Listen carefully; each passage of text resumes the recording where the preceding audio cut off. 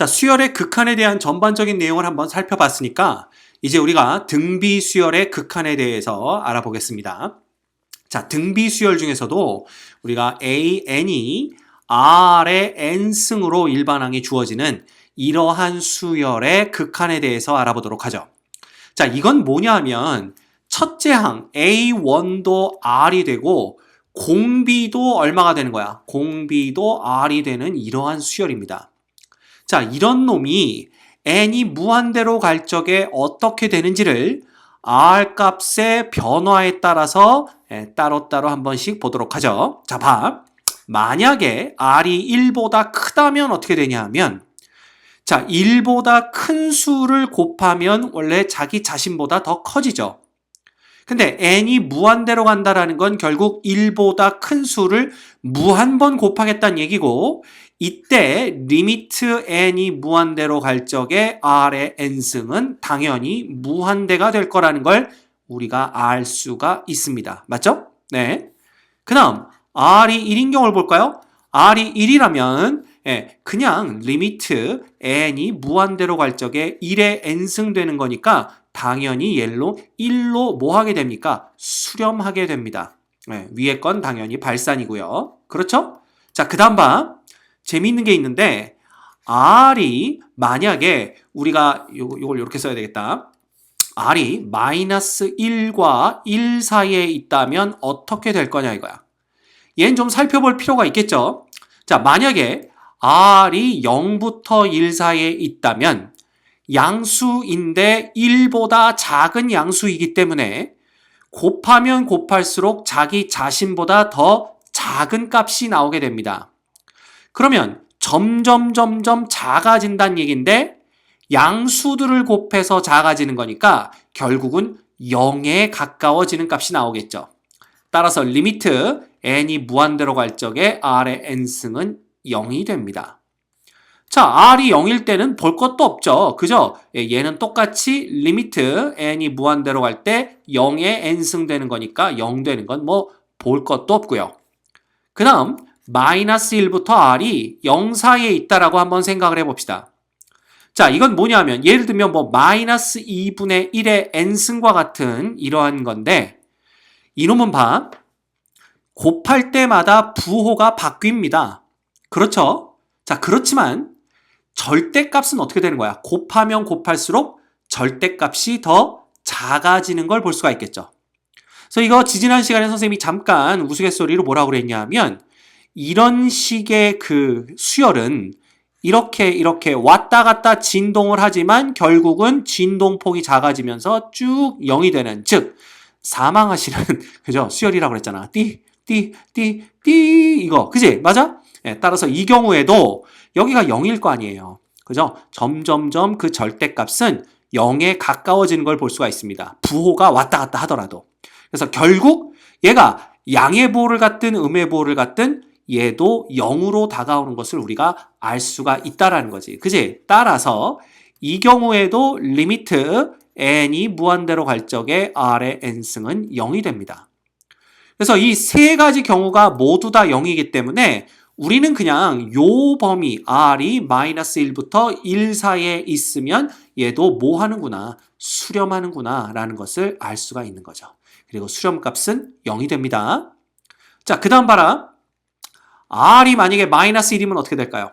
r이 마이너스 1이면 얘는 리미트 n이 무한대로 갈 적에 마이너스 1의 n승이 되는데 이거 다 알죠? 얘는 진동을 하게 됩니다. 즉 아까 마이너스 2분의 1인 경우도 진동을 하지만 그 진동의 폭이 점점점 줄어들기 때문에 얘는 수렴을 하는 건데 마이너스 1의 n승은 폭이 줄어들지 않습니다. 계속 1, 1을 왔다 갔다 하기 때문에 이런 경우에는 진동 발산이 되는 거죠.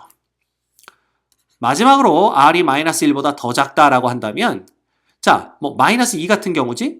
그럼 얘도 부호가 바뀌니까 진동을 한단 말이야.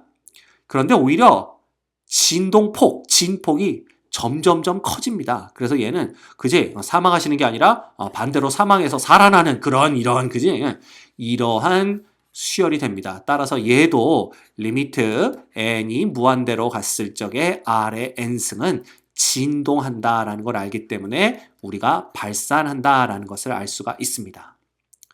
자, 그래서 봐. 여기서 수렴하는 거는 결국 어느 경우밖에 없냐 하면요. 그죠? 요 경우 R이 1인 경우와 그 다음에 R이 마이너스 1부터 1인 경우밖에는 없다라는 것을 알 수가 있습니다. 됐죠? 그래서 R이 1인 경우에는 수렴값이 1이고요. R이 마이너스 1과 1 사이에는 수렴값이 0이 된다라는 것을 알 수가 있네요. 요것만 여러분이 잘 기억하시면 됩니다. 나머지 경우는 다 발산한다 이렇게 생각하시면 돼요. 오케이? 자, 그럼 우리가 일반적인 등비수열의 극한에 대해서 알아보죠. 자, AN은 어떻게 주어지냐면 A1 곱하기 R의 N-1승 되는 겁니다. 즉, 첫째 항은 R과 다른 A1의 값을 갖고요. 그 다음 공비가 R인 경우가 되겠지.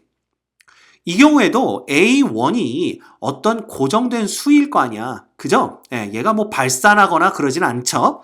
그래서 A1은 상수기 때문에 이 R 값에 따라서 어떻게 되는 거야? 이 수렴과 발산이 결정되게 됩니다. 즉, 이 경우에도 R이 1이면 리미트 N이 무한대로 갈 적에 AN은 A1으로 수렴하게 되고요. 그 다음 R이 마이너스 1과 1 사이에 있으면 리미트 N이 무한대로 갈 때 AN은요. 결국은 뭐가 되냐면 A1에다가 뭐가 되는 거야? 0에 곱해지는 꼴이 되는 거잖아. 그래서 얘는 0이 된다라는 걸 볼 수가 있죠. 그래서 그러면 이때도 수렴하려면 R이 마이너스 1과 1 사이에 있으면 되는 게 아니냐. 얘가 바로 뭐야? 수렴 조건이다 라고 생각할 수가 있단 말이야. 왜? 얘가 R의 N승꼴의 수열에서는 얘가 수렴 조건이었거든요. 그렇죠? 그렇지만 실수하면 안 됩니다. 우리는 하나가 더 들어간다는 얘기지. 이 수렴 조건에는 A1이 0인 경우도 포함이 됩니다. 즉, A1이 0이어버리면 이놈은 그냥 0 곱하기 R의 N-1승이니까 그냥 0 돼버리잖아요. 그럼 상수 수열이 됩니다. 따라서 그냥 무조건 0으로 수렴하게 되죠. 그래서 여러분들이 조심해야 될 게 뭐냐 하면 바로 AN의 첫째 항이 0이 되는 경우에도 수렴한다. 즉 수렴 조건 안에는 첫째 항이 0 되는 걸 포함시켜야 된다. 이걸 머릿속에 꼭 갖고 계셔야 되겠습니다. 알겠죠? 이겁니다. 오케이? 자, 이제 우리가 등비수열의 극한이 실제 문제에 어떤 식으로 등장하는지 한번 보도록 하죠. 예를 들면 리미트 n이 무한대로 갈 적에 5의 n승 분의 2의 n승 플러스 3의 n승은 얼마냐 이런 게 물어보는 문제가 나옵니다. 자, 근데 보면 얘도 무한대분의 무한대꼴이죠. 그럼 봐. 우리가 무한대분의 무한대꼴에서 분모의 최고차항으로 분자 분모를 나눠라 이렇게 배웠습니다. 근데 지금은 이게 최고차 다항식의 꼴이 아니거든요. 지금 보면은. 그지? 근데 그때 뭐라고 그랬냐면 결국 최고차항으로 나누는 이유는 걔가 가장 빠른 속도로 커지기 때문이다 라고 얘기를 했었습니다. 기억나죠? 그러면 봐. 분모의 최고차항으로 나누란 얘기를 이런 문제에 접목을 시키면 바로 분모 중에서 가장 빠른 속도로 커지는 놈으로 분자 분모를 나눠라 라는 얘기죠.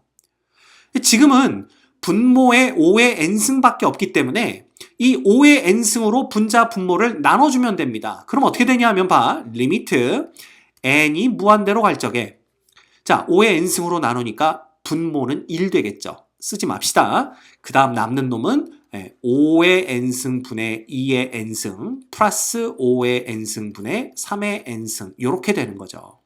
맞습니까? 사실 정확하게 쓰면은 여기 밑에 1 이렇게 있는 겁니다.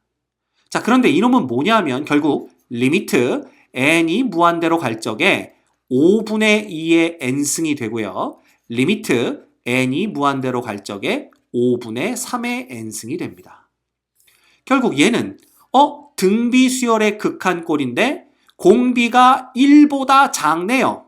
마이너스 1보다는 크고 둘 다 0으로 수렴하는 걸 알 수가 있죠. 그래서 0이 됩니다. 됐습니까? 네. 자, 만약에 여기가 5의 n승만 있는 게 아니라 4의 n승까지 있었다 하더라도 요 놈은 리미트 n이 무한대로 갈 적에 분모 중에서 가장 빨리 커지는 놈은 4의 n승이 아니라 5의 n승이므로 얘는 1 플러스 5분의 4의 n승 분의 5분의 2의 n승 플러스 5분의 3의 n승 요런 꼴이 되는 거죠. 근데 이거는 1 플러스 0분의 0 플러스 0이니까 얘도 0으로 수렴하는 것을 우리가 알 수 있다라는 겁니다. 그래서 이런 식으로 문제가 주어집니다.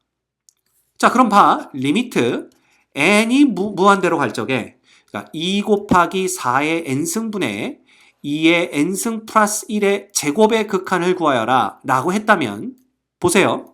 리미트 n이 무한대로 갈 적에 2 곱하기 4의 n승은 그대로 있고 자, 2의 n승 제곱해주면 4의 n승이죠? 플러스 2 곱하기 2의 n승 플러스 1이 되는데 분모에서 가장 빠른 속도로 커지는 놈은 4의 n승이다 라는 걸 우리가 알 수가 있고요. 분자도 가장 빨리 커지는 놈이 4의 n승이기 때문에 우리가 배운 바에 의하면 4의 n승 앞에 붙어있는 개수의 b가 답이다 라는 것을 우리가 또 알 수가 있습니다. 네. 어렵지 않죠? 네, 이렇게 보시면 됩니다. 혹은 어떤 식으로도 문제가 주어지냐면 리미트 n이 무한대로 갈 적에 2의 n승 플러스 1분의 3의 n승의 극한은 얼마일까요? 이걸 물어보는데 자, 분모 중에서 제일 빨리 커지는 놈은 2의 n승이니까 얘는 1 플러스 2분의 1의 n승이 되고요. 얘는 2분의 3의 n승이 되겠죠. 그러면 얘는 1 플러스 0분의 무한대꼴이 되기 때문에 결과적으로는 무한대로 발산하는 것을 우리가 알 수가 있습니다. 자, 얘는 볼 것도 없죠. 분자가 더 빠른 속도로 커진다라는 걸 안단 말이야. 왜? 2의 n승보다는 3의 n승이 훨씬 더 빨리 커지니까. 그럼 이런 짓거리를 할 필요도 없이 무한대겠구나 이런 걸 보시면 됩니다. 됐죠?